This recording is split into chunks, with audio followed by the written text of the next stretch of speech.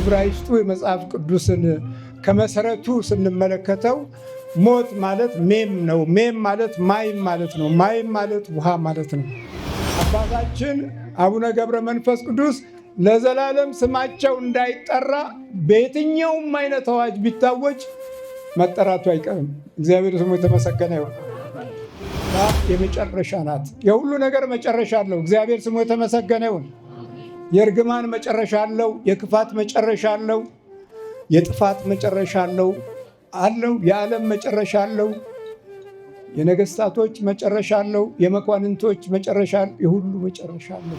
በእውነት ለተቃና ስብዕና፣ ለበጎ ሕሊና፣ ለመልካም ትሕትና፣ ለፍቅርና ለቸርነት የቆመ ስነ ልቦና እንዲኖረን አልታደልንበት። እንደ እውነቱ ከሆነ ነው። የሚለፈልፈው እኮ የሰው ልጅ ላይ ነው ያለው። ክቡሩ የሰው ልጅ ላይ በአርአያ ሥላሴ የተፈጠረው የሰው ልጅ ላይ ነው ያለው። እርሱም እርኩስ በመባል ይታወቃል። መጽሐፍ ቅዱስ እርኩስ ካለው እኛ ቅዱስ ልንለው አንችልም።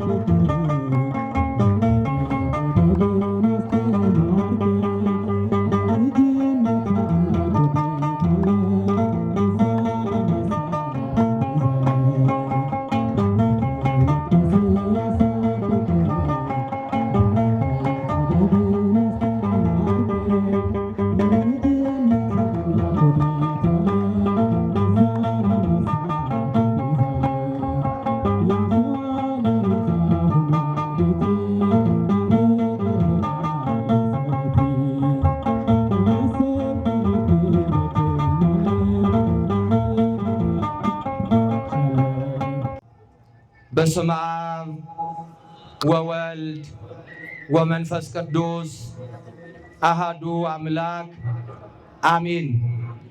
ክቡር መላከ መንክራት መምህር ግርማ ወንድሙ እንዲሁም አባታችን በዛሬው ዕለት በመካከላችን ተገኝተው ለነቢዩ ዳዊት የተሰጠውን ሀብተ ፈውስ ለሳቸውም እግዚአብሔር ስላደላቸው ለማስተማር፣ ለፈውስ፣ ለተለያዩ መልካም ነገር ተገኝተዋልና እግዚአብሔርን እልል ብላችሁ አመስግኑት። የእግዚአብሔር ልጆች አሁን አላበዛም፣ ቀጥታ ወደ አባታችን ነው የምወስዳቸው። አባታችን እንግዲህ እንደው እግዚአብሔር ነው የጠራቸው፣ እኛ አይደለንም።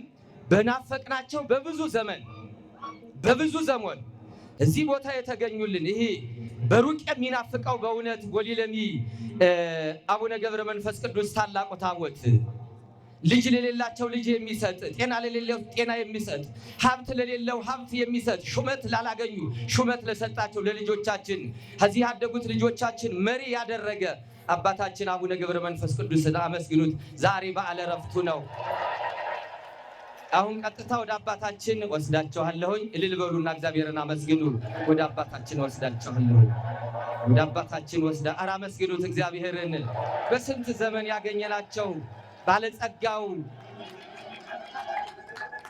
አሁን ለአባታችን ሰጣለሁ። በስመ አብ ወወልድ ወመንፈስ ቅዱስ አሐዱ አምላክ አሜን።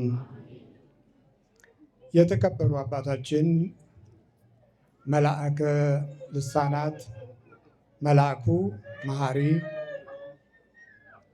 የደብር አስተዳዳሪዎች፣ እንዲሁም አባቶች ካህናት፣ መነኮሳት፣ ዲያቆናት፣ ሰንበት ተማሪዎች፣ የሰበካ ጉባኤ አባላት፣ ሁላችሁም የልዑል እግዚአብሔር ቤተሰቦች እንደምን አደራችሁ? እንዴት ሰነበታችሁ? ልዑል እግዚአብሔር ዛሬም ዘውትርም ለዘላለም ስሙ የተመሰገነ ይሁን። ዛሬ የአባታችን የአቡነ ገብረ መንፈስ ቅዱስ ዕረፍት እና የቃል ኪዳን ጊዜ እና ሰዓት ቡራኪያቸውን ከመንፈሳቸውም ከክብራቸውም ከኪዳናቸውም የምንቀበልበት ጊዜ ነው። ይህንም በተመለከተ የተሰበከው የቅዳሴው ምስባክ ላይ እንቆያለን። ክቡር ሞቱ ለጻድቅ በቅድመ እግዚአብሔር፣ የቅዱሳኑ ሞት በእግዚአብሔር ዘንድ የተከበረ ነው። በዕብራይስጥ ያካር አይን ኤሎሂም v'hamavtav hasedha v'hasidav ይላል። በዕብራይስጡ ሀማብታ ማለት ማቤት ሲሆን ሞት ይሆናል ማለት ነው። ሞት ክቡር ሞቱ ለጻድቅ በቅድመ እግዚአብሔር። ይገርማል። ሞትም የተከበረ በእግዚአብሔር ፊት የዕብራይስጡ በእግዚአብሔር አይን የጻድቃን ሞት የተከበረ ነው። ያካር ነው የሚለው። እያንዳንዱ ፊደል ሲተረጎም የእግዚአብሔር ልጅ የኢየሱስ ክርስቶስ ስም ነው። ሞት የሚለውን እንመልከት። እግዚአብሔር ጆሮአችንን ይክፈትልን፣ የዲያብሎስን ሰራዊት ያርቅልን። በዕብራይስጥ ማቤት ማለት ሞት ማለት ነው። ወደ ሲለወጥ ደግሞ ምን ይሆናል ማለት ነው? ሞት የሚለው ነው ከግዕዙ እና ዛሬ ከምንጠራው ሞት ጋራ አንድ ነው፣ የተያያዘ ነው። ማቤት የሚለው በዘመናዊው ሲሆን በአረማይኩ ማዌት ነው የሚለው። ሜም ማለት የክርስቶስ ኃይልና ምስጢር ነው። ሜም ውሃ ነው። ውሃ ሜም ሞት የሚለው ማለት ነው። ሞትን ነው ዛሬ የምናየው። ሞት የቅዱሳን ሞት ክቡር ከሆነ ምንድን ነው ሞት? እንፈራለን አይደል? የእርግማን ሞት አለ፣ የበደል ሞት አለ፣ የእምነት ሞት አለ፣ የህይወት ሞት አለ፣ የአካል ሞት አለ፣ የእውቀት ሞት አለ፣ የባህሪ ሞት አለ። እኛው ከየትኛው ሞት ውስጥ ነን ያለነው ብለን አሁን ስንፈልግ የእኛን በትክክል ሲጠናም ሆነ ሁኔታዎቹ በመንፈሳዊ ኃይል ሲታይ የእርግማት ሞት እየሞትን ነው። እኛ የእርግማን ሞት ነው። አንድ ወቅት ላይ ትልቁን አባት መሪ እንደ ሀገር ተቀብተው በምድራችን ላይ በረከትንና ሰላምን፣ ተስፋን፣ ነፃነትን ሁሉ የሰጡትን ንጉሥ ገብታዊው ትውልድ ተነሳና ሞት ሞት ሞት ለንጉሱ አለና ሌባ ሌባ ሌባ እያለ ሲሸኛቸው እንግዲህ የእርግማን ሞት እንዴት እየሞትን እንዳለ የምናየው ይሆናል ማለት ነው። ሌባ ሌባ የሚሉት ለምንድን ነው ሲሉ ያው እርሶ ያውቃሉ። ሌባ ሌባ የሚለው ሕዝብ እኮ ያው እየሰሙት ነው ሲላቸው እኛን ነው የሚሳደቡት፣ እኛን ነው የሚረግሙት። ሌባ ውለዱ፣ ሌባ ምን በሉ ውለዱ። የእርግማን ሞት ይባላል ይሄ። ከዛን ጊዜ ጀምሮ ትውልዳችን ሌብነት አላጣውም፣ ክፋት አላጣውም፣ ተንኮል አላጣውም፣ እርግማን አላጣውም። የቃል ኪዳን ዘመን የቅዱሳኖቹን መንፈስ ዝም ያለበት ዘመን ነው። በዚህም ላይ ደግሞ ዓመተ ፍዳ የሚባለው ገልብጦ ሲመጣ የአውሬው ቁጥርም አንድ የሆነበት ዘመን ስለነበረ ከአውሬው ቁጥር ጋር አውሬነትን ተቀበልን። በ1966 የካቲት 6 19ን ስትቀንሱ ስንት ይሆናል ማለት ነው?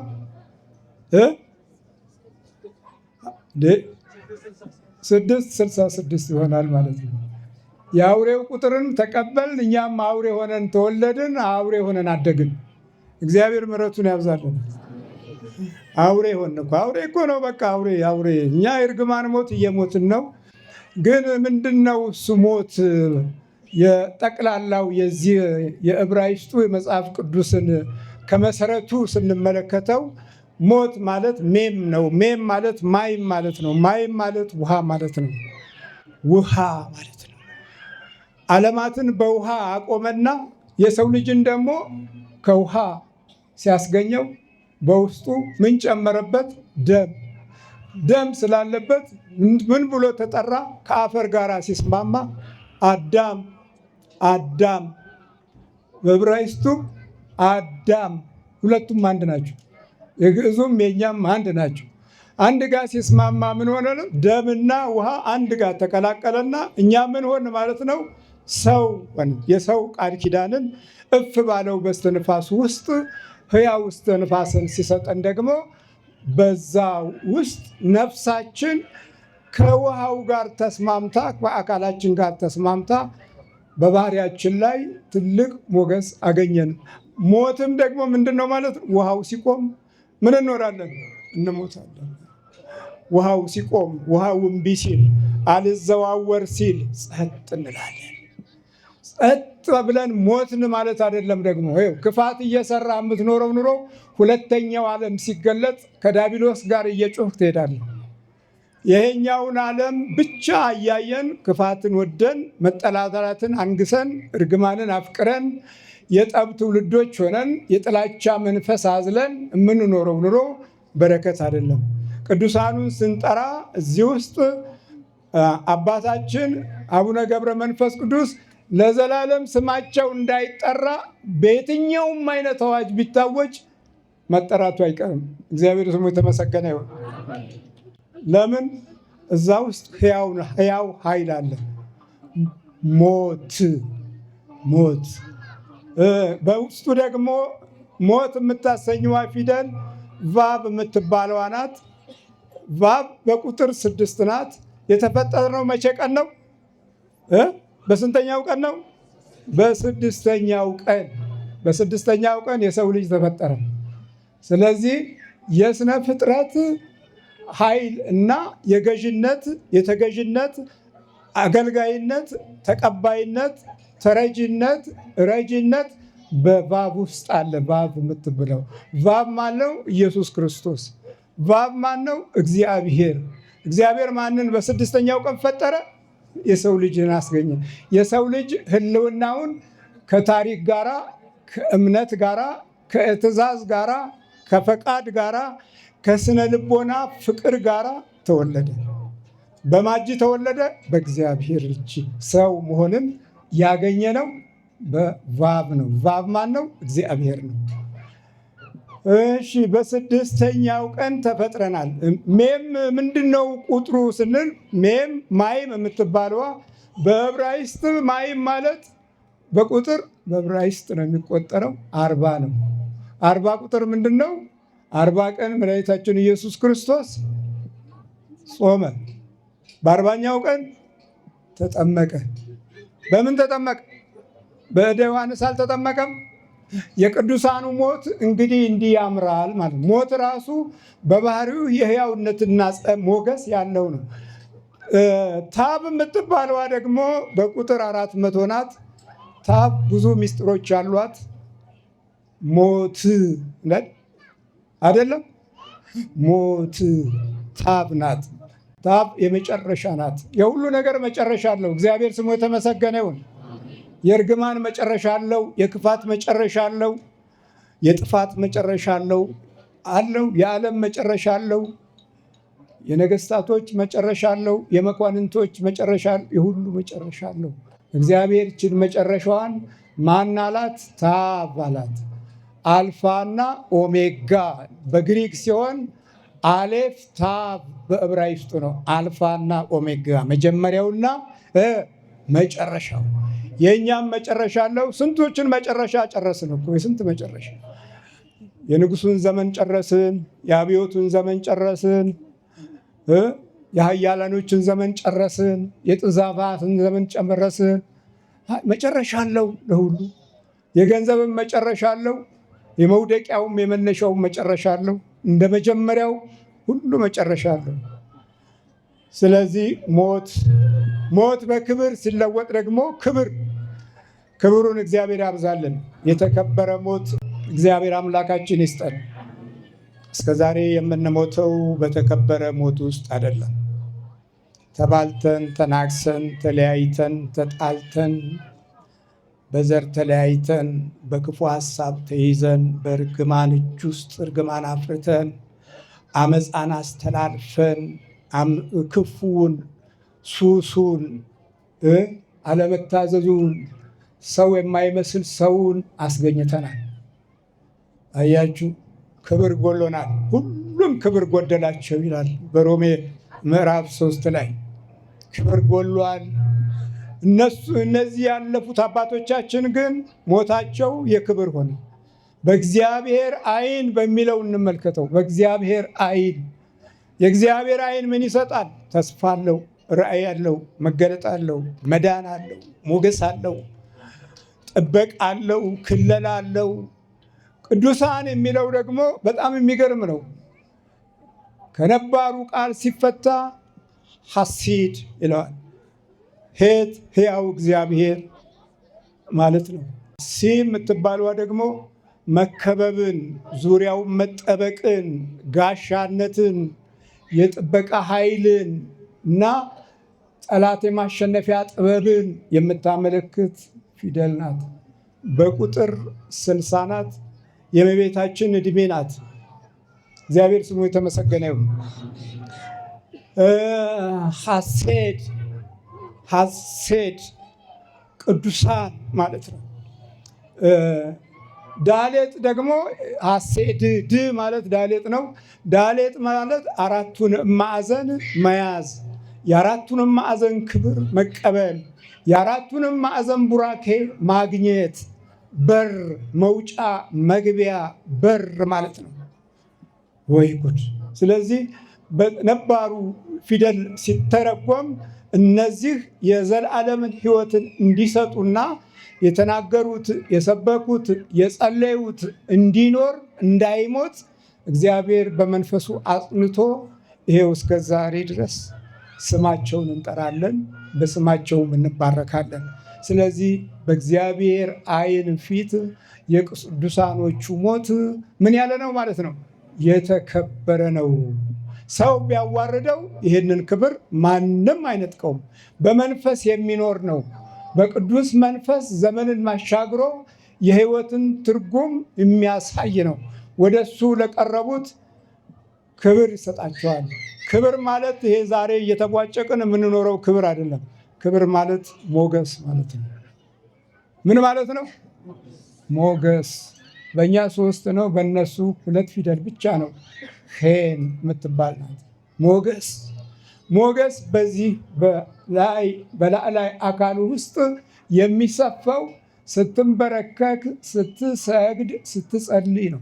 ያን ጊዜ ጆሮ ይከፈታል። የተባረኩ ልጆች የሚወለዱትም ከተንበረከከ ልብና ሕሊና ውስጥ ነው። ከተንበረከከ አካል ውስጥ ነው። ከዛ ውጭ በሆነ ሁኔታ እኛ ስለተወለድን አሁን ብዙዎቹ ጸሎት አይስማማቸውም። መጸለይ፣ መንበርከክ፣ መስገድ ሲጀምሩ ይታመማሉ። ዕቃውም ይሰበራል፣ ኑሯቸውም ይፈርሳል። ብዙዎቹ ይናጋባቸዋል። ለካ ዘራችንም መንፈሳችንም ውሃችንም ተለውጧል። በጣም ነው የተለወጠው። ተለውጧል አይምሰላችሁ። ባይለወጥ ኖሮ በረከትን እናይ ነበር፣ በረከትን እናገኝ ነበር። ከዛም አልፎ ተርፎ የጸጋ ትርፋችን ሙሉ ይሆን ነበር። የሞገስ ኃይላችንም ደግሞ በዓለም ፊት የምንዋረድበትን ባህሪ ባላሳየ ነበር። ስለዚህ እኛ የእርግማን ሞት ስለሞትን የነካነው፣ ያየነው፣ ያሰብነው ሐሳር ነው የሚሆንብን። የነካነውም ያየነውም ነው እኮ የሮጥንበት የደከምንበት እውቀትና ትምህርት ክብር ያመጣ አይደለም፣ ውርደትን ያመጣ። መማራችን ማወቃችን ለፍዳና ለችግር ነው። መድከማችን፣ ዓይናችን መቃጠሉ ሁሉ የውጤቱን ስታዩት መደንበዥና መፍዘዝ ነው እንጂ የጨመረው በእውነት ለተቃና ስብዕና፣ ለበጎ ሕሊና፣ ለመልካም ትሕትና፣ ለፍቅርና ለቸርነት የቆመ ስነ ልቦና እንዲኖረን አልታደልንም። እንደ እውነቱ ከሆነ ነው። በለበጣው ከሆነ እናንተ የተባረካችሁ ናችሁ ነን እንዴ? ኧረ አይደለም። የእርግማን ኑሮ ነው የምንኖረው። የበረከት ኑሮ አይደለም። የሰላም ኑሮ አይደለም። የጠብ ኑሮ ነው የምንኖረው። የጥላቻ ኑሮ ነው የምንኖረው። እንስሳቶቹ በደመነፍስ ክብራቸውን ጠብቀዋል። አዝርዕቶቹ ከሰው ክፉ ንክኪት ጋራም ሰብላቸውን ይሰጣሉ። ከሰው ክፉ አይን ጋራም ከተንኮልና ከሴራም ጋር ሰብሎቹ ራሳቸው ለጉልበት የሚሆን ለጤና የሚሆነውን ውሃ ሊያመጡ ሊያፈልቁ አልቻለም። ውሃው እምቢ አለ። አያችሁ፣ ውሃው የሚጸነሰው ውሃው አይደለም ነው አይደለም? ማይም ውሃው እኮ ነው። ማይ ነው እኮ ማይ፣ በግዕዙ ማይ፣ በዕብራይስጡም ይሄም ማይም ነው፣ ውሃው ነው። የቆመው እኮ ይሄ ውሃው ነው። 4 ቀን ባትጠጣ ትወድቃለህ። አዙሮ ነው የምትጠፋው። በውሃው ነው የቆምነው። ውሃውን የተባረከ ማድረግ ግን ግዴታችን ነው። ውሃውን የተቀደሰ ለማድረግ ወደ ክርስቶስ መሮጥ አለብን። በንስሐ ወደ እሱ መጮህ፣ መንበርከክ፣ መስገድ አለብን። የአምልኮት ስግደት አይቋረጥም። ያልሰገደው ትውልድ ለክፋት የተመቸ ነው። ለዚህ ለሟርቱም፣ ለሰላቢውም፣ ለመተተኛውም በጣም የተመቸ ነው። አብሮ ለሚወለደው መንፈስ የተመቸ ነው። ዛሬ ክፉ አብሮ እየተወለደ ውሃችንን ተሻምቶታል። የስነ ልቦና ውሃችንን፣ የህሊና ደማችንን፣ የአእምሮ ደማችንን እሱ ይዞታል። ስለዚህ የቅዱሳኑ መንፈስ ዛሬ ስንጠራ ክቡር ሞቱ ለጻድቅ በቅድመ እግዚአብሔር፣ የቅዱሳን ሞት በእግዚአብሔር ዘንድ የከበረ ነው። ክብር አንድ ጊዜ ሲጎል ታቦተ ጽዮንን ወሮበሎች ወሰዷት። በዘመነ ኤሊ ዘመን፣ ኤሊ ማለት አሳራጊ ማለት ነው፣ ወደ ላይ ከፍ ያለ ማለት ነው። በሱ ዘመን ብዙ ነገር ነበረ፣ ብዙ ነገር ጎሏል። እንደኛ ነው የተቅበዘበዘው የዛን ዘመን ትውልድ። ስለዚህ እርግማኑ በርትቶ ጸንቶ በኃይል ከቤተ መቅደሱ ክብሩና መገለጡ ጠፍቶ የነበረበት ጊዜ ኤሊ አንገቱ ተሰብሮ አይኑ ፈዞ መንገድ ላይ ወድቆ ሞተ። ከወንበር ላይ ነው ለዛው የወደቀው። የኤሊ ሞት ብዙ እንሞታለን። በወንበራቸው የሞቱ ዛሬ ብዙ ናቸው። ወንበራቸው ምሕረት የማያመጣ፣ ቸርነት የማያመጣ፣ ፍቅር ሰላም የማያመጣ የግፍ ወንበር፣ የመተተ ወንበር፣ ያመፃ ወንበር። ክብር እምቢ ሲል ቤቱ ሁሉ መራራ ይሆናል። ክብር እምቢ ሲል ቤታችን የቅዠት ይሆናል። ክብር እምቢ ሲል ሰላማችን ራሱ ክፋት ይሆናል። ክፋትን ለምደን አሁን ራሱ ሰላም አይስማማንም። የቅንነትና የበጎነት ቋንቋ አሁን አይስማማንም። በዚህ ዘመን መልካም ስትናገሩ ትፎገራላችሁ። ትውልዱ ፎጋሪ ሆኗል። ይኸው ስንት ዘመን ይኸው ከጥቁር እስከ ነጭ ይፎግሩን የለን። አንዳንድ ፎጋሪዎቻችንም እዚህ ውስጥ ትኖራላችሁ። ጊዜው ልቦና ሰጥቷችሁ መታችሁ ሆነ ይረግሙናል። የእርግማን ትውልድ ውጤቱ ያው መራገብ ነው። ሌላ ምን አለ? በአካል አይደለ ታላላቆቻችን የዘሩት ነገር ሁሉ ይውደም ያሉት፣ የነካነው ሁሉ ይውደም ያሉት። ሰውን እኮ ነው ይውደም ያሉት። ሰው ይውደም ያለ ትውልድ ውስጥ የተገኘው ትውልድ አሁን ለሰው ያስባል ብሎ መገመት ሞኝነት ነው። እያንዳንዱ ቤተሰባዊ መዋቅር በእሳቦት ውስጥ አይደለም ያለው፣ በክህደት ውስጥ ነው ያለው። የመካካዳችን ባህሪ ደግሞ ወደር የለውም። በዚህ ዘመን በአንድ ጊዜ ክድት፣ በቃ ትንሽ ገንዘብ ካገኘን ክድት፣ ላፍ አድርገን ዞር ነው። እንዴ ነው ላፍ አድርገው ነው የሚባለው እኮ። አልተገኘም አንድ ሸቅ የለም እንዲ። አሁን ሌባው እዚህ አሁን ይሸቅላል። እርግማን የተወለደው ውሃው የተረገመ ሲሆን ስራውም ሀሳቡም ምኞቱም ያንኑ የሚመስል ነው። የእርግማን እንጀራ የበላ ትውልድ ቅዱስ ሞትን አያገኝም፣ በወጣ ይቀራል። በየበራው የሚያልቀው የኛ ትውልድ አለ። ወንዝ አሻግሮ ባህር አቋርጦ ሲሄድ የሚያልቀው የኛ አይደለም። ከዚህ ጥፉ የሚባለው ትውልድ የኛ አይደለም። በየአረቡ ሀገር በየስደቱ ቦታ የኛ እኮ ነው። ያሳፍራል፣ እናሳፍራለን። በብዙ መንገድ ውድቀት ላይ ነው ያለ ነው። ስለዚህ የቅዱሳን ሞት የከበረ የሚሆነው ስለ ቅዱሳን ያለን መማር ብቻ ሳይሆን እቤታችንም ውስጥ የእግዚአብሔርን ክብርና ቅድስናን ስንጠራ ነው።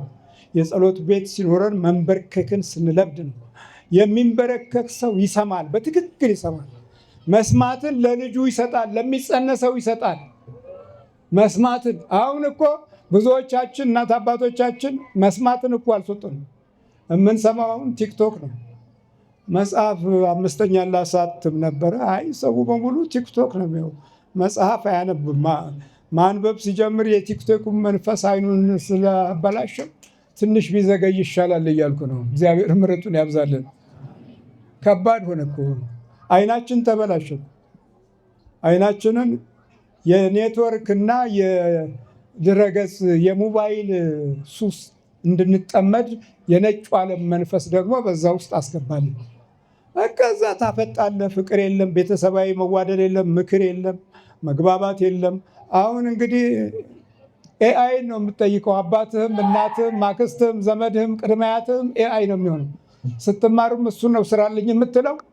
ስታስብም በሱ መንገድ ነው የምታስበው። የራስህ የለም። በቃ ከዚህ በኋላ ዲያብሎስ በባህሪያችን ውስጥ ከወረስነው መንፈስ ጋር ዘመኑ ካመጣው ጋር እውቀት ካበላሸን ጋር እርግማን ካነደደን ጋር ሲደመር እንግዲህ አቤት አቤት በዛ ችግራችን እጥፍ ድርብ ነው። መዘዛችንም የዛን ያህል በጣም ብዙ ነው። እናገለግላለን እንጂ በአገልግሎታችን ውስጥ መባረክን አላቆምነውም። የጽድቅ ኃይልን አላስቀመጥንም። የቅዱሳኑን ኃይል እንጠራለን እንጂ በጥሪው ውስጥ አልፈን የሞገሱ መግለጫ አልሆንም። ለብዙዎች የደህንነትና የጸጋ መገለጥ ጥበብ አልተገኘም። ለብዙዎች ችግር ሆን። እንደውም ጭራሽ አባታችን አቡነ ገብረ መንፈስ ቅዱስ የብዙዎች አባት ነበሩ። የብዙዎች አባት የብዙዎች አቡዬ በኦሮመኛ ነው። አቡዬ አቦ የሚለው በኦሮመኛ ነው። አቦና አባ ኪያ እያሉ የለመኗቸው ዛሬ በዚህ ክብር ውስጥ እንድናልፍ ራሳችንን ማዘጋጀት ያስፈልገናል። ዝም ብለን ባለፉትና ቀድሞ በተቀበሉት ቃል ኪዳን ብቻ እንድናለን ብለን አይደለም። እንድናለን ብለን የራሳችንንም መክፈል አለብን። መንበርከክ ልመድ። እነሱ ተንበርክከው ነው። አባታችን ተንበርክከው ነው። መስገድ ልመድ። እሳቸው ሰግደው ነው። አጋንንትን መቃወም ልመድ። እሳቸው አጋንንትን ተቃውመው ነው። ዛሬ ከህይወታችን ውስጥ ያለውን ጠላት ስንገስጽ እኮ አንዳንዱ ያሾፋል፣ ይቀልዳል። በቤተ ክርስቲያን ውስጥ ረጅም ዘመን ፈይተው ቁጭ ብለው በሰው ልጅ ህይወት ላይ ያለውን የክፉ መንፈስ ስልጣን እና የእግዚአብሔር የመድኃኒታችን የክርስቶስን ማዳን በምናሳይበት ጊዜ ዝም ብሎ ሰይጣን ያስለፈልፋል ይላል። የሚለፈልፈው እኮ የሰው ልጅ ላይ ነው ያለው። ክቡሩ የሰው ልጅ ላይ በአርአያ ሥላሴ የተፈጠረው የሰው ልጅ ላይ ነው ያለው። እርሱም እርኩስ በመባል ይታወቃል። መጽሐፍ ቅዱስ እርኩስ ካለው እኛ ቅዱስ ልንለው አንችልም። ይቻላል? አይስማማውም። ቅዱስ አይስማማውም። እርኩሱ ከተቀመጠ ምን ሆን? እኛም እርኩስ ሆን ማለት ነው። ስለዚህ ለሰው ክብር የሌላቸው በሰው መዳን ውስጥ ሰብአዊነትን ያለመዱ በእርግማን ጀርባ የተወለዱ አገልጋዮችም ጭምር ደስ አይላቸውም ሰይጣን ሲነካ። አይገርማችሁ? ማላይ ነው የተነካው የሚለውን ግን ሰብአዊነቱን አውርደው መንፈሱ ብቻ ስሙ እንዳይጠራ ነው የሚፈልጉት። ዘራቸው አድርገውታል። ብዙ እኮ የምናውቀው ብዙ ነገር አለ እኮ ብዙ አብዛኛው ትውልዳችን ለዲያብሎስ እጅ ሰጥቷል። እግዚአብሔር ምሕረቱን ያብዛልን። የአባታችን የአቡነ ገብረ መንፈስ ቅዱስ እረፍታቸውን ስናስብ እኛንም በምሕረትህ አሳርፉን እንበል። በቸርነታችሁ አሳርፉን እንበል። በክብራችሁና በሞገሳችሁ ጠብቁን እንበል። እነሱ መከራን ያውቃሉ። ቅዱሳኖቹ ችግርን ያውቃሉ። የመናፍስት ጉዳትን ያውቃሉ። ዛሬ መንፈስ መጎዳታችንን የሚያውቅልን ሰውን ያጣ ነው። ከዚህ በኋላ ወደ በረከት ስራችን እንሄድና በኋላ ደግሞ ትጠመቃላችሁ። ያው እዚህ መጥታችሁ እንደዚሁ መሄድ የለም። የሚሸኘውንም መንፈስ እንሸኛለን። እስከዛ አባቶች ስለሚደክማቸው አሳርጉ አድኑን ይባል።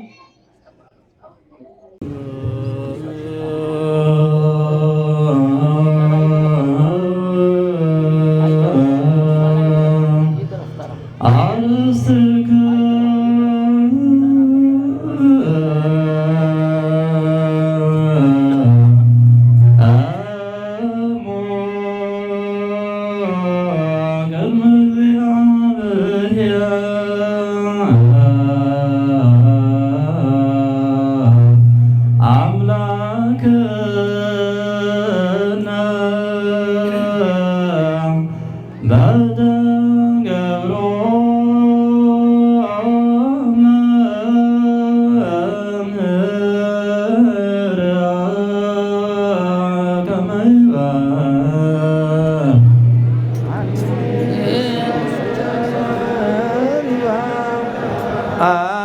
አርከነ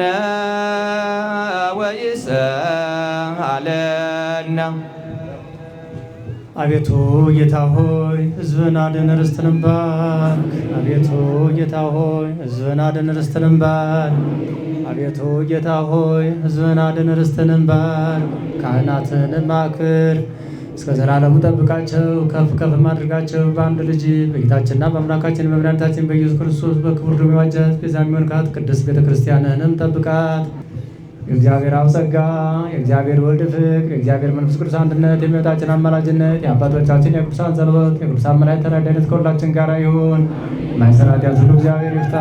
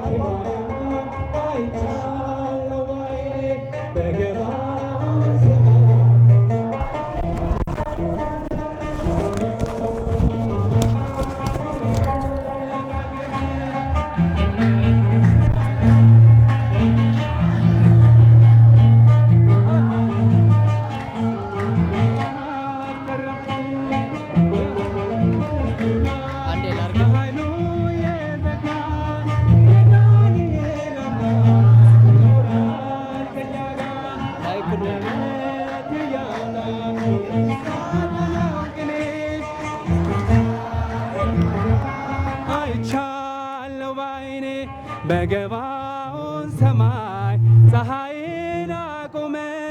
ዛሬም ጎብኝቶኛል እየደጋገመ። ወጥመድ ተሰበረ እኔም አመለጥኩኝ። ከኃጢአት ፈላጻ ከሞት አፍ ተረፍኩኝ።